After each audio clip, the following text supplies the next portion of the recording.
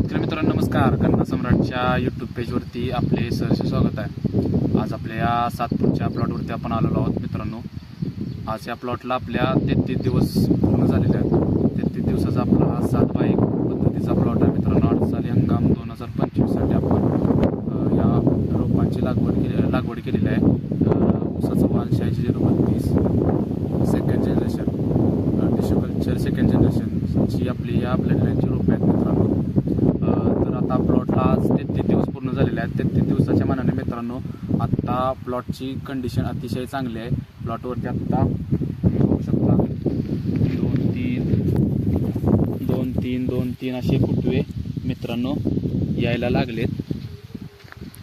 काही ठिकाणी 4-5 देखील फुटवे आहेत मित्रांनो. अशा पद्धतीने 33 दिवसामध्ये एवढा रिझल्ट आपल्याला हे झालेला आहे, तयार झालेला आहे मित्रांनो.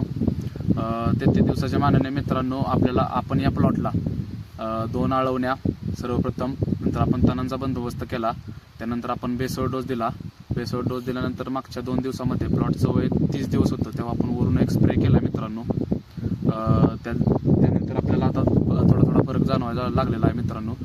आता आपण पुढे आज दिनांक 13 जुलै 2025 नंतर आपण इथून पुढे 25 ते 26 जुलैपर्यंत म्हणजे या महिन्याच्या लास्टच्या आठवड्यात आपण या प्लॉटचा चेटा मोडून घेणार आहोत मित्रांनो.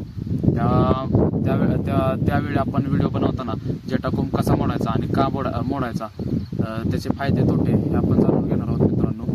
तर तेव्हा आपल्याला जेटाकोंब कसा मोडायचा, काय करायचं, कशी प्रोसेस असते हे मी तुम्हाला व्हिडिओमध्ये दाखवणार आहे मित्रांनो. आत्ताची प्लॉटची कंडिशन मित्रांनो अतिशय चांगली आहे.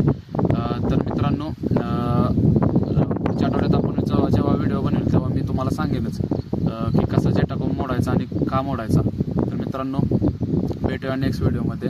धन्यवाद.